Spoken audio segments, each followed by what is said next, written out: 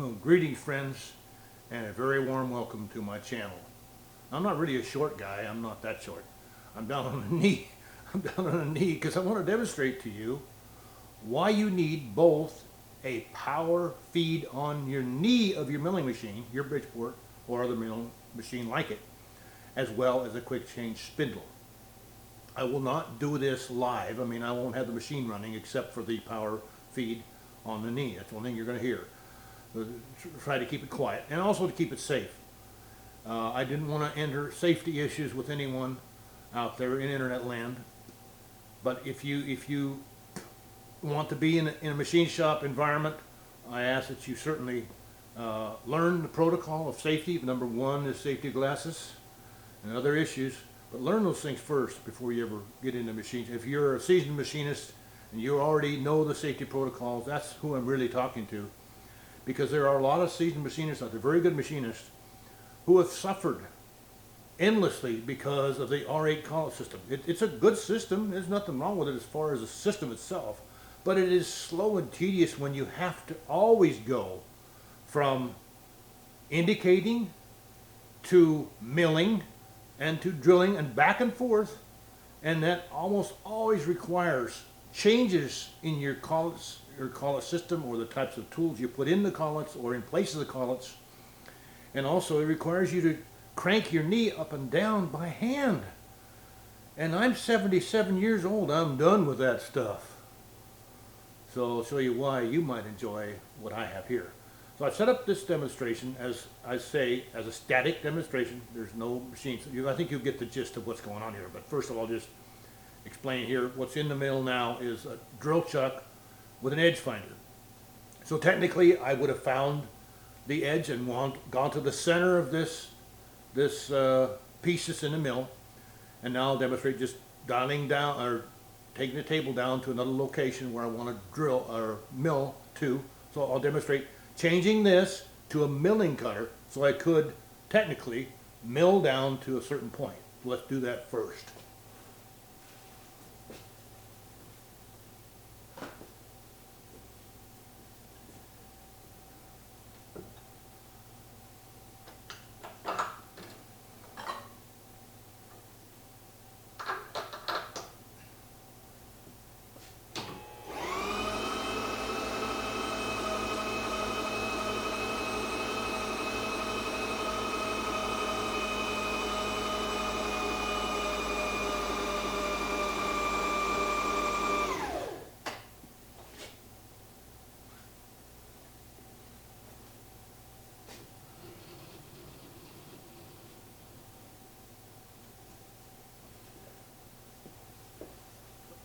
So that's just a static display of milling down to the end of a cut.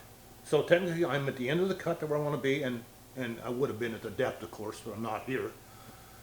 But now I want to change from milling. I want to go back to drilling because I want to drill a hole at the center of the end of that cut. So first I need to do a center drill. So let me show you that now. That's next.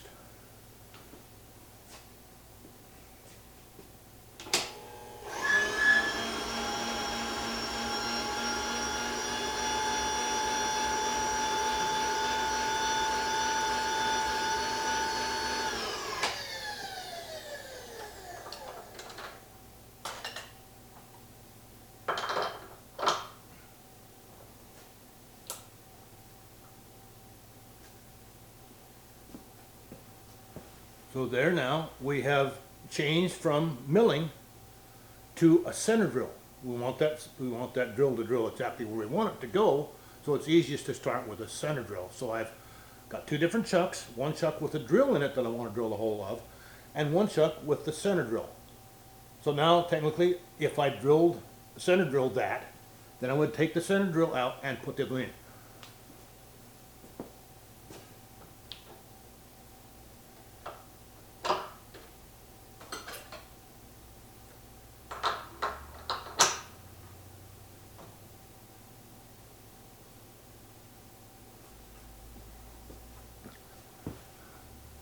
So technically I have gone from indicating the part that's in the machine, finding center, and then changing from indicating to milling, to mill down to a certain point and a certain depth that I would want.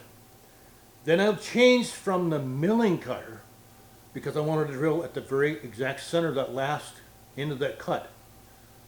I changed to a center drill. You see how fast that was? Changed from a center drill, and now I changed to a regular drill. So now I have a regular drill in where I could go ahead and finish the process. And yet you can see the combination of the power knee and the quick change tooling is phenomenal. I don't know why everybody doesn't have a quick change system on their milling machine. And I think most of you know that you can buy retrofits that just fit right to your R8 system if that's what you use, or other systems. That you can go to an easy system of some kind of a snap change or something. You can see how a great expediter of the process a quick change can be. If you're still using R8, you know how tedious that is. And you also know that cranking the knee up and down is laborious, time consuming, and a pain in the neck. Anyway, I hope you've enjoyed this video. I hope it gives you something to think about if you don't have these systems, or at least one of them. Having one is better than none. But I just ask you to do one thing. Please share this if it's possible for you to share it with others in the community, the machining community, who may not be quite familiar with this type of quick change spindle and or the power knee. A power knee. I didn't think the power knee was that important. But as I said, at my age now, I realize how wonderful it really is. And I hope you do too. Please share this if you can. And in the meantime, until we meet again, I just want to thank you for your visit to my channel. And I want to ask you to do one thing for me, which we all need to do continually, and that is to please stay safe.